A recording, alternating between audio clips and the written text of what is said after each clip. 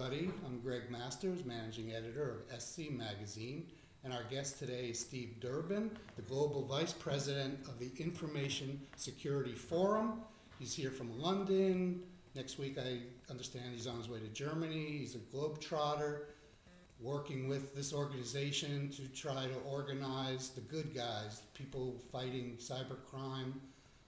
The Information Security Forum is working with a lot of Fortune 500 corporations, global corporations.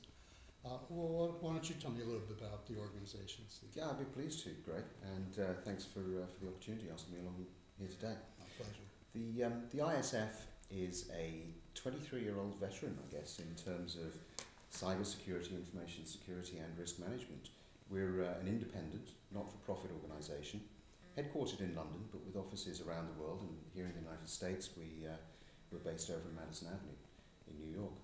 So we have a global membership, as you said, that really works with us to address the issues that they're seeing in terms of how they go about protecting their information, protecting their data, and ensuring that they have robust threat and business impact assessment policies and procedures in place to guard against the sorts of things that you were just talking about.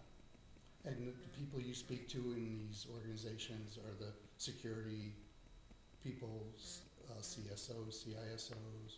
Indeed. Our traditional audience has been the Chief Information Security Officer. I think one of the really interesting trends that we're seeing in security, however, is a maturing of it, and it really is becoming much more of a business issue today. So increasingly, we will be talking to perhaps the CIO or even the COO, and certainly with some of the more recent public relations disasters that we've seen based on organizations have been hacked and so on, it's becoming clearly a boardroom issue and the responsibility of the CEO. How effective is your organization in persuading these people that the necessity of security to guard their data, whether it's cyber criminals trying to hack in or insiders taking data out on a thumb drive? Yeah, it's a really good question. We're as effective as the membership want us to be. And by that I mean that all of the work that we undertake is determined by the membership. So they will tell us the areas that they would like us to be focusing on from a research standpoint, from a development perspective, because we produce software and methodologies that enable them to put in place and assess some of their guard mechanisms. We also provide a fairly comprehensive networking forum around the world that runs from Australia right the way up through Asia, across Africa, Middle East, through Europe and over here, of course, into the United States and Canada, that enables these organizations, all 300 of them from Fortune 500 and Forbes 2000, to get together, to collaborate, and to determine what are the best practices that they can be putting in place, what is good practice, what is the standard that they should be applying. What are some of the things you're saying? Your organization's coined the term malspace, yeah, referring to the cyber criminal underground? Or? Yeah, we came up with the term malspace to really describe where the bad guys live. To really try to capture people's imagination, I guess, as much as anything, that this is a very real issue. Cybercrime is out there, cyber espionage is out there, it's well ordered, it is big business. And it is, I guess, frightening, the sorts of things that are available for hire or for sale in that area. So starting from that position of saying, okay, well, malspace is real, it was estimated just a couple of years back that it was costing global business in excess of $1 trillion a year. So it is big. What can we do in terms of enabling organizations to put in place some barriers to that? Not, I think, to ever be able to protect themselves wholly from it, but to put off the evil day.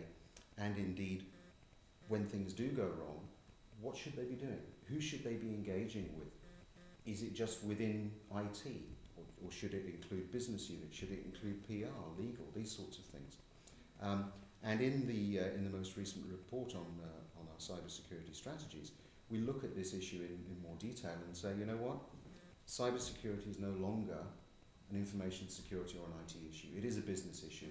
So let's see how we can go about putting in place the right processes and procedures that organisations can easily adopt. And as someone who travels the world quite extensively, and as corporations are more and more global, how does this translate from one branch office here in the States, say, to the UK, to Brazil?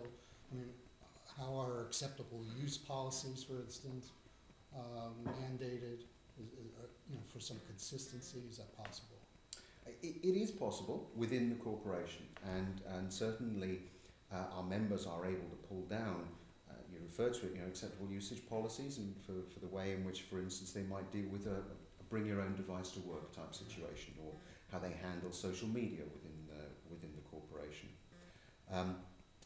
The challenge for any global company today is that we still don't have consistent legislation around the world. So if you are operating across multiple jurisdictions, you do need to be aware of what is legal in those different areas, and flex, I think, the way in which you behave as a corporation accordingly.